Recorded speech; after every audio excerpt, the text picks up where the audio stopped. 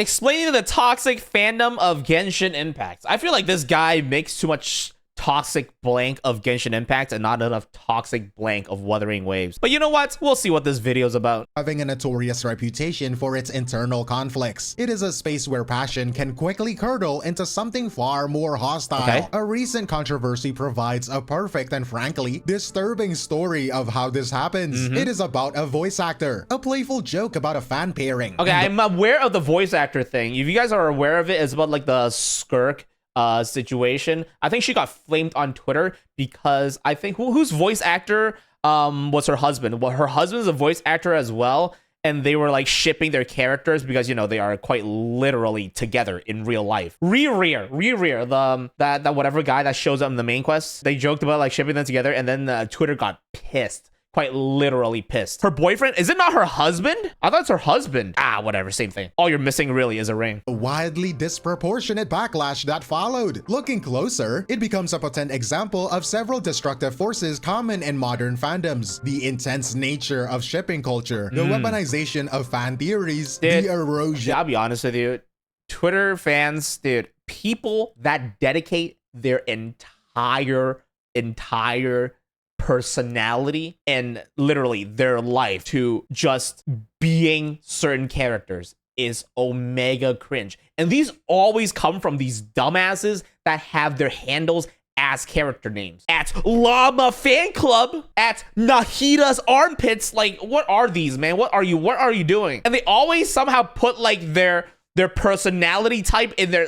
Well, I'm a ENFJ. Like, what, legitimately, what does that have to do with anything? Quite literally. Like, are you people actually okay? And of the boundary between a creator's public like, work. I get it. Okay, there's nothing, honestly, there's nothing wrong with that. There's nothing wrong with that, okay? There's nothing wrong with that. You have your own hobbies, okay? I'm not gonna yuck your yum, all right? Write your own AO4, AO3, AO5, AO6, whatever. However many AOs you want, okay? But when you start to actually shit on people for literally the pettiest reason, is not even called a reason, it's just that you just don't like it for some whatever fuck reason, that's something that is perfectly normal that doesn't fit into your agenda for some reason that you hate. It's quite literally that. Things like two voice actors being in a relationship in real life and then ship their characters together, and then that somehow pissed you off. You really exist for that, by the way? And private life, and the volatile dynamics of one-sided parasocial relationships. All of these complicated forces recently converged in one person in a very public, very messy way. The person at the center of it all was Kat Pratano, the English Skirk VA. Yeah, this is the exact thing. This is the thing I'm talking about, right? Voice actor for Skirk. Before this incident, if you followed her online, you would know she was one of the more engaged VAs in the community. Not in a highly toxic, dramatic way. But honestly, I feel like every VA is kind of engaged in the community. They're engaged on social media is what I mean. It was very playful, very interactive. The kind of creator who seems to genuinely enjoy the fandom space. And so she starts posting about a crack ship. For anyone who doesn't know, a crack ship is a fan pairing. What is this?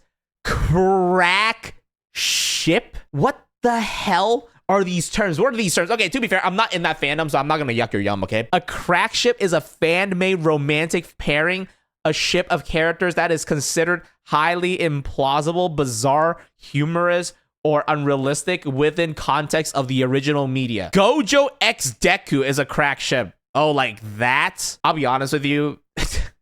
You guys get pissed over some of the weirdest stuff. Like, is this really an issue? Like, is this really offensive to you? Like, how are you making this a hobby? That is intentionally bizarre, with zero plausible basis in the actual story. It is a joke. In this case, the ship was between her character, Skirk, and another character named Rarer. The reason for this pairing wasn't hidden deep in the game's lore. It wasn't about the hair color either, or I don't know. It was actually based on something outside of the game. Kat Pratano, the voice of Skirk, is in a real-life relationship with the voice actor for Rarer. The ship was— I'll be honest with you, these kind of things happen in other communities. No, don't these happen in like the Wuthering Waves community? But I feel like, you know, because it's cool to hate on Genshin. Okay, it is cool to hate on Genshin. There are valid reasons for hating on Genshin, quite literally. Okay, I'd argue there's more reason to hate on Genshin than there are more reasons to like it. But at the same time, these things are not exclusive to Genshin, right? These things exist everywhere. an inside joke about their own lives, reflected through their characters. It was wholesome, it was silly, and I've seen a lot of fans even made arts for it, and for a little while, that's all it was. But this is the Genshin community, so of course it didn't last. I consent. Okay, all right. I feel like there's a bit of bias here, okay? Of course, it's like the Genshin community, all right? Listen. I'm part of the Genshin community, technically. You know, I'm technically part of the Genshin community, but I don't behave like these heathens, all right? It's a bit not professional of them to break the immersion because work is work, but the extent... Okay, but these are their Twitter pages. These are their social medias. I feel like, you you can post whatever you want on your social media. I don't consent. Is there someone you forgot to ask? The backlash that began to form wasn't a simple disapproval. It was a full-blown campaign of moral panic. Yep. This is when a group becomes convicted that some perceived evil is threatening the community, and they react with disproportionate hostility. Show me the actual tweet. Actually, I haven't seen the actual tweet. I want to see the actual tweet. Was that the ship was analogous to grooming. The justification for this was... Who is saying that? Who said that? Which one of you said that? If you're talking about the characters, isn't Skirk like 4,000 years old? Isn't Rurir like literally 10 million years old? Who's getting pissed over this? A journey, to say the least. The argument, constructed by the most dedicated lore enthusiasts, went like this. Skirk's master is a character named Surdologi, one of the sinners from a fallen nation. The character Rerir is also a sinner, which they argued makes him a peer of Skirk's master. So? Isn't that kind of thing like all over literature, like all over the smuts that you read, like the disciple has a relationship with the master, realistically speaking? But hey, let's be real here, okay? As long as they're in the age of consent, does it really matter, like realistically speaking? Logi. And since Skirk was trained from a young age, any romantic relationship with a peer of her master would be predatory, using a knowledge of a fictional world to construct what looks like a legal argument against something you simply don't like. The game's own story becomes ammunition in a fan dispute. It doesn't make sense. It doesn't stop there though. Other complaints piled on. Fan art depicting the powerful Skirk as the tsundere. You know, the trope where a character is cold at first before they start warming up and then they show their true side. That was called a mischaracterization by the fandom, depicting her in a submissive... Dude, it's genuinely not this serious, man. Look dead serious into my eyes and tell me if Skirk would ever blush like that to a man. Even lore skippers wouldn't say that. Also, you could just make fan art or VA their partner. Why do you have to make it of the characters? Who the fuck is making fan arts of the VA, man? Who's making fan? Are you stupid? Who makes fan arts of the VA? Like, quite literally. Holy, pick a different hobby, man. Pose was treated as an attack on her character or something. So what started as a voice actor lighthearted joke was now being treated as a serious moral transgression, prosecuted with the game's most obscure lore as legal text. And those accusations, they were aimed directly at a real person who would eventually be forced to respond. In a series of posts on her ex... Shit. I didn't realize it would become a big deal, but just to clear things up, it's a crack ship for funsies. Why do people have to take things way too seriously? Everything is relative, okay? There's some subjects that's actually serious, and there's some that's, not as serious. You cannot be pissed over at whatever the fuck this is. Like, what is this? They're pixels! They're not real, man! They're not real! If you think they are real, and they offend you that you think that they are real, actually genuinely pick a different hobby. I didn't realize it would be a big deal. To clear things up, it's a crack shit for funsies. It was just brought onto me and Blythe being silly. And I didn't mean to insinuate any kind of grooming or mischaracterization of Skirk. I spent many, many hours with Kant, Skirk in the booth, and I know her character very well at this point. I'm sorry if it upset. Okay, honestly, they should apologize. Genuinely do not apologize to these dumbasses, because they will take your apology as a win and flame you even harder. You didn't learn your lesson at all, actually. If you knew it in the first place, you would have done it. An apology not accepted. Like, it's impossible to argue with these dumbasses. Like, quite literally. You cannot argue with these people. There is something actually miswired in their head. Don't treat them like you would with logical people, okay? They're not logical. They're illogical. If they were logical, they wouldn't have been mad in the first place. Kat Bretano addressed the situation. Her first tweet was a direct attempt to de-escalate, to apply simple logic to a situation that had become completely illogical. She wrote, "I didn't realize it would become a big deal, but just to clear things up, it is a crack No ship one for would have funsies." expected to be a big deal, honestly. She addressed the most severe claims. "I didn't mean to insinuate any kind of grooming or mischaracterization of Skirk. It is a clear, straightforward statement, an attempt to remind everyone the foundation of this drama was a joke." In the follow-up, you can see her having to explain the very human motivation behind it. She says, "It was purely me being silly and in love and enjoying something with my partner while being appreciative of fan." Imagine it. Imagine being silly, fooling around just to have fun. Imagine having fun. Not in front of them, I guess. I guess it's not, you know. Yeah, imagine having fun and then getting canceled on Twitter.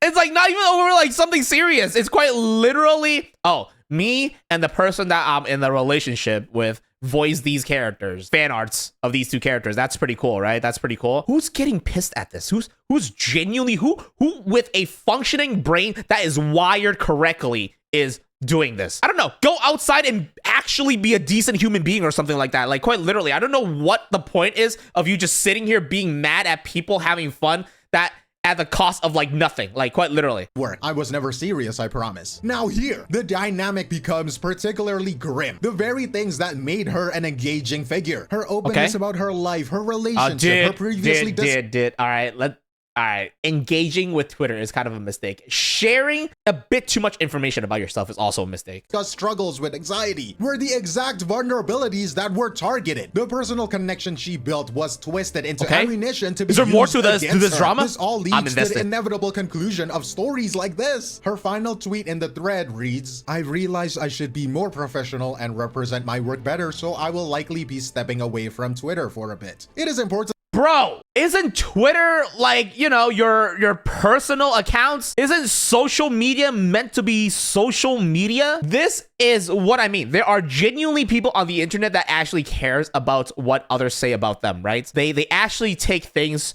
too hard. That's why the worst place to be for those people is Twitter. Twitter is quite literally the last place you should be if you take things too hard, because people will shoot through it, quite literally. The people that are active and the people that are in the Genshin fandom, 80% cannot think logically, quite literally. They cannot think like a grown-up adult, mostly, honestly, because they're not a grown-up adult. I give them, they're probably within like the single-digit age, to be honest. Hey, but listen, just because you're a kid doesn't mean that's an excuse, okay? Doesn't give you the permission to be a dipshit, all right? Some people do take things to their hearts, and that's like their personality. That's how they, you know, that's just how they are as a person. Some people take things to the heart more than others. And, you know, it just sucks. It just sucks for those people when you have to interact with this fucking, like, disaster. To understand what this statement really is, it isn't an admission of genuine wrongdoing. It is a surrender. She gave up on y'all, bruh. It is a result of where engaging with the community has become too high of a price to pay. It is the chilling effect in action. A creator celebrated for being personal is now forced back into a distant professional box, punished for the very interaction of fandom supposedly posting craves. like, you know, just like, I'm gonna be here at Anime Expo, come see me, some personal like life that. becomes a battleground for fictional disputes. Which leaves us with a much bigger question. What is it about the culture of this fandom that allows something so absurd to escalate to this point? And no, I don't think it's just this fan. Okay, I feel like there's some disingenuous comments over here. Some you know, some of the words chosen here are not, you know, are a bit too specific, all right? I feel like it's not just Genshin fandom. It happens, but it also happens in other fandoms, okay? It's not just Genshin, okay? Let's not be... I feel like there's a bit of targeting going on here. In this case, it is Genshin, but there are cases where it's not Genshin. Understand that you have to look at the foundation of how Genshin Impact is designed, not just as a game, but as a product. If you don't know already, Genshin is all right. What are we? Okay, I'm gonna let him finish. This is not just a Genshin problem. I feel like just blaming Genshin about this is a bit disingenuous. Such a game, and a core part of that business model is getting players to spend money on a wide variety of characters. To do that, the developers need as many players as possible to feel a personal connection to as many. That's a bit true, but it doesn't just pertain to Genshin. I feel like there's some Wuthering Waves accounts out there if you really think about it, right? Anime has a lot of these accounts. K-pop has these accounts. Quite literally, there are other communities other than Genshin. You can't just blame Genshin, right? This is not just a Genshin issue. Yeah, every fandom has these people. You can't just blame it on one fandom. Many characters as possible. The easiest way But he is correct in the way that you need that like sort of like people pull for the characters, right? They pull for the voice, the personality, the design. You know, those are the main Hoyoverse wants people to pull on those, right? Sure, that is to make every playable character remain more or less romantically available to the player's imagination. So Hoyo, you could say that about any character, realistically speaking. What does that even mean? What does that mean? Romantically available, single? I'd argue every character in Wuthering Waves is single. Realistically speaking, every character in Wuthering Waves is single. What character in a gacha game is not single? There's quite literally, yeah, any form of media, quite literally any video game, any, like, even K-pop. Isn't it like a crime almost to the fans to be not single when you're in like a K-pop band, quite literally? Hoyoverse almost never confirms official romantic relationships. In this case, it is a void where no fan pairing or ship is officially real. I mean, it is not to a peaceful real. Let I mean, these are pretty enjoy what they want. That's a pretty like you know, logical, you know, it's almost common sense, right? Dude, but in practice, it often does the exact opposite, fostering a fierce market-like competition for narrative real estate. They are all fighting for their ship to be seen as the most dominant or correct one. This isn't unique to Genshin either, though. I don't get it. We have seen similar extreme reaction in What does it mean by like the most dominant or most correct one? Like, does it mean like maybe like Sitlali with Traveler? This does not pertain to Genshin. I feel like this is very disingenuous to say that it's only exists in Genshin. Genshin does have it, but at the same time, you know, it's not pertaining just to Genshin. Hoyoverse titles, like the backlash to a male and female character simply interacting in a Honkai Star Rail trailer. The primary way they fight for this territory is by treating their personal Honkai titles. Like unique to Genshin either, though. We have seen similar... To be fair, if you had seen Tectone's other tweets, Tectone's more, you know, explicit tweets about this character, I feel like there needs to be more context. Interacting in a Honkai Star Rail trailer. The primary way they fight for this territory is by treating their personal interpretations as undeniable fact. In fandom, we have the term headcanon, right? Your personal version of the story that lives in your head. I actually never knew what that term means. I still don't. They went by it way too fast. I don't know what the word headcanon means. You guys, I don't want to know either. You guys can keep that shipping stuff all to yourself. I have absolutely zero interest in fan fiction. You guys can read your smut in the corner, okay? It's supposed to be fun, creative exercise in this highly competitive environment. However, headcanon can stop being a personal interpretation and become a set of beliefs treated as absolutely unquestionably true. Okay. This is where the enforcers come in. The fans who see themselves as the guardians of this argument, of this headcanon. Who's defend? Oh my god. Okay, this fandom is. I mean, I'm aware of it. I mean, these people. I'm aware of the existence of these people, but it's like, you know. Canon ship. They don't just share their interpretations. They aggressively police the fan content of others, attacking an artist for drawing a character in a relationship they disapprove of, or with a personality that contradicts. You know what they remind me of? They remind me of like the old school Asian parents that there is only a subset of people that you can have a relationship with. Like arranged marriages. Dude, arranged marriages are the ultimate IRL headcanon. Predicts their specific headcanon. Oh, but this character is gay. Oh, but this character likes women. Oh. All of this is amplified by social media echo chambers, where they can find hundreds of others who believe the exact same thing. Yeah. Reinforcing the idea. Yeah, dude. Echo chambers, they just block anyone that doesn't agree with them. Even if they have a valid argument against them, they just, haha, don't care, blocked. So they have this just like bubble around them that any sort of valid argument doesn't really get through because you can block people. I mean, to be fair, well, you can still look at people's tweets once you block them, but you just can't reply, right? These days, you can't reason with these people. Quite literally, unreasonable. The ultimate definition, if you look up the word unreasonable on the dictionary, it would just show like an anime Genshin Wuthering Waves fan, like quite literally. Yeah, that their opinion is the only correct one. So this is the environment, a void left by the game, filled by factions aggressively defending their version of the truth. That still doesn't explain the sheer intensity. Why a fictional disagreement can feel like a profound personal betrayal. And for that, we need to look at the psychology. Some things are wired wrong in their heads. I swear to God. There's something is wired wrong there. Like they need to put that wire back correctly. Psychology behind the screen. And that psychology often revolves around what is called a parasocial relationship. Well, let me You think so, though? I thought these things only exist with, like, content creators. explain. A parasocial relationship is the one-sided bond you feel with someone in the media. Okay, You feel it does say know them, but fictional they don't know character, you. so maybe For a long that's time, actually a this thing. was a distant thing, like with a movie star on screen. Yeah, or with yeah. Pokemon or something like that. Social media has fundamentally changed all of this. Yep. Creators and voice actors like Kat Bertano are accessible. They are on Twitter, and they reply to fans. They like the fan art, they repost man. it. They share details about their lives, all of which cultivates a powerful illusion of intimacy. It no longer feels like a distant star. It feels like a real. Is it like people seeing their voice actors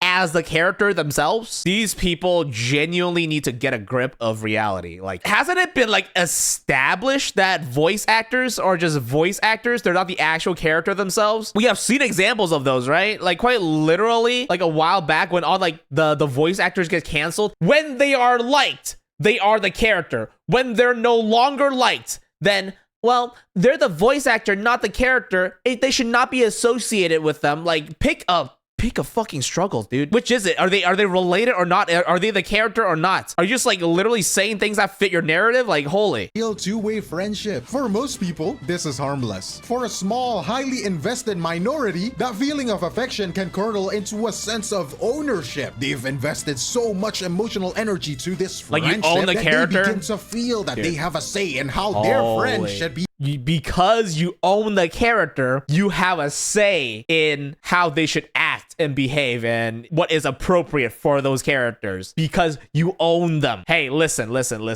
I thought slavery was over. That's what it seems like. Hey, you're my property. You can't do this.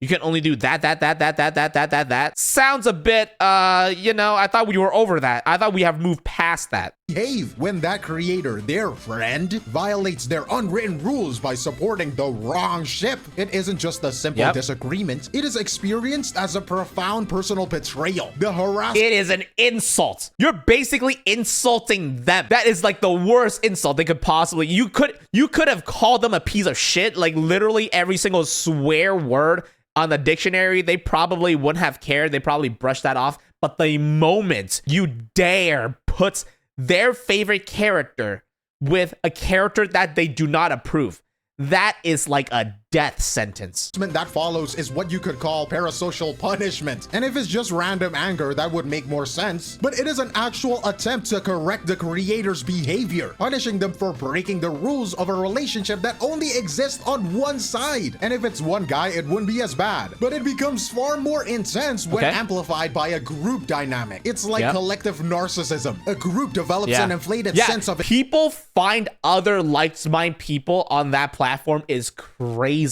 Because they like I said, they block out each other. They block out people that's actually reasonable, and they just stroking each other off. That's what it is. Literally, no logical arguments is going to get through to them because other people out there exist like them means it's correct to them. It's crazy. It's actually the definition of crazy. Its importance and superiority, becoming extremely sensitive to any perceived threat. It is like a whole group sharing one big fragile ego. Shipping factions can be a perfect breeding ground for this. Holy. A group can start to believe that their interpretation isn't just an opinion, it is the superior opinion. Yeah, because other people agree with them, right? Why would my opinion be wrong if there's other people out there that agree with me? It can't be wrong. Hey, it can't be wrong. There's other people agreeing with me. I can't be wrong. Holy. Most correct. They're most faithful to the canon. From that perspective, when a voice actor promotes a rival ship, it is not a fun difference of opinion. It is seen as a threat to the group's identity. Hey. The reaction is proportional to that threat. The goal isn't to debate. It is to annihilate the threat. And nowadays, often by making it seem morally sick, as with the grooming accusations, so it can be dismissed entirely. What? That is crazy. Like, what's with the grooming stuff? That's insane, honestly. There is also a simpler, more direct motivation. For some individuals who may feel a lack of power or control in their own lives, forcing a public figure to bend to their will is a tangible win. It is a way to bring others down, which can feel powerful, if dysfunctional motivator. So when you combine an individual's sense of parasocial... You know what the sad thing is? You know what the sad thing is? These people are unironically, because logical people will be like, oh, dude, I'm tired. Dude, I don't even want to argue with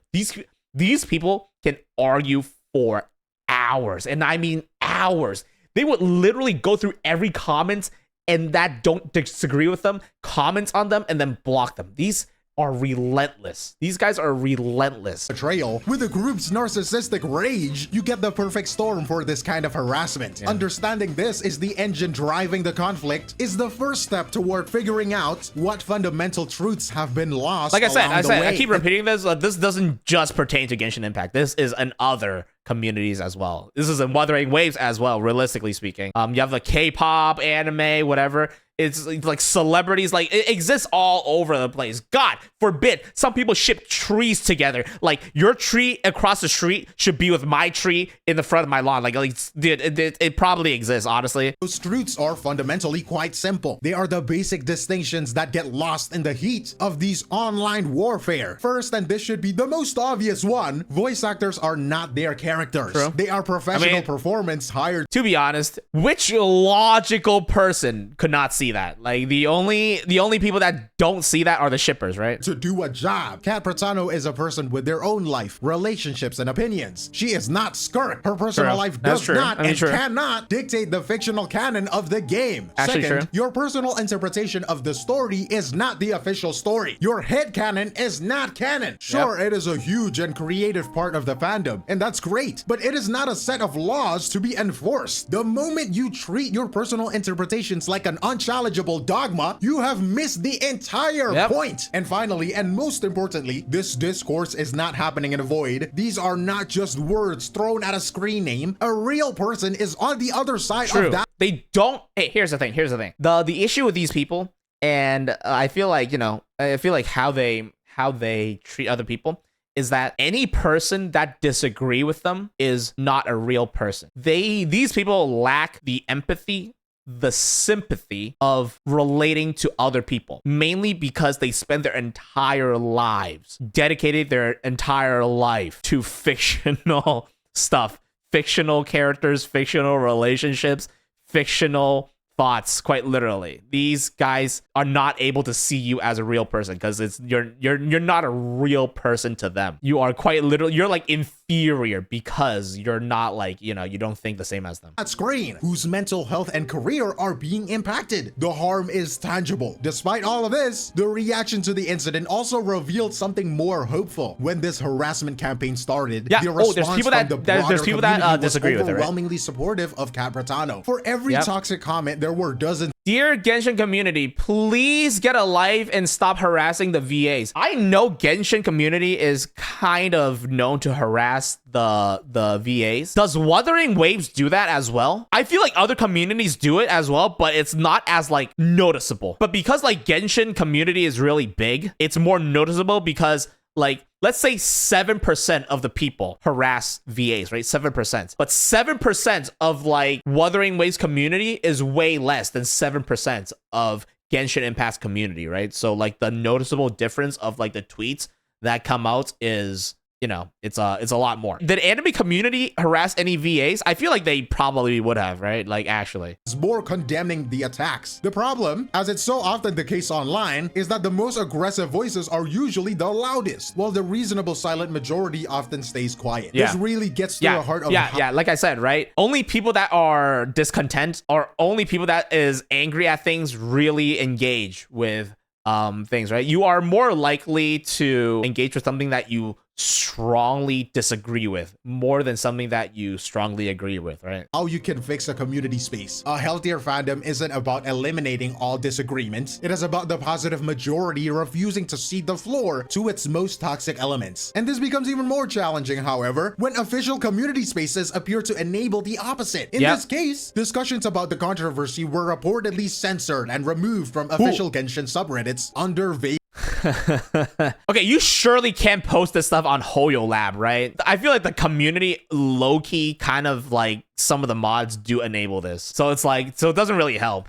Rules, effectively silencing good faith conversation while allowing the hostile narrative to fester. While the discussion itself is controlled, the positive majority is neutered. The responsibility doesn't just lie with a handful of harassers, it lies with the community that decides what behavior it's willing to tolerate. Because it enables them even more if they see other people agreeing with them, which is terrible. Like, what are you complaining about, you know? Obviously the mods agree with me, so I'm right. Like, it's holy mindset. Incident with Capratano isn't just a story about a crack ship. It is a perfect illustration of the impossible position creators find themselves in today. And that impossible position is really the heart of the matter. The incident with Capratano serves as a perfect and frankly exhausting case study of how dangerously blurred the boundaries have become in the modern online fandoms. The line between fiction and reality, the line between creator and the consumer, and maybe the most important one, the line between genuine affection and a sense of entitled ownership. It is tempting to look at this and blame a few toxic fans, but I feel like the entire point of this is for the company to create these characters so that this is their customer base, realistically, right? Some might not interact with the internet. Some might just be, satisfied with what, they just keep it to themselves, right? But just because they keep them to themselves doesn't mean that they are not these type of people. They just don't comment, or they're not, they're just not toxic online or something like that, right? Bigger than that. It is systemic, driven by the very architecture of social media, which is designed to create that illusion of intimacy that we talked about. It is fueled by unchecked parasocial dynamics and enabled by a culture where the tools of the fandom, the deep lore, the passion itself, can be so easily weaponized. Ultimately, the health of these massive online communities. Dude, bringing burning to a charge boss. By the way, whose gameplay is this? Won't be fixed by a developer's new terms of service or a platform's moderation policy. I feel like it comes down to somebody needs to like counterbalance it and be like, yo, this is not acceptable, and start banning these fuckers. To a greater media literacy of basic fundamental understanding of the difference between a person and a persona. Like, and it's pretty much like known that you you can't really reason with them. So it's like somebody needs to step up and put these people on, in line. But unfortunately, they behave like this because nobody is putting them in line, right? So it is what it is.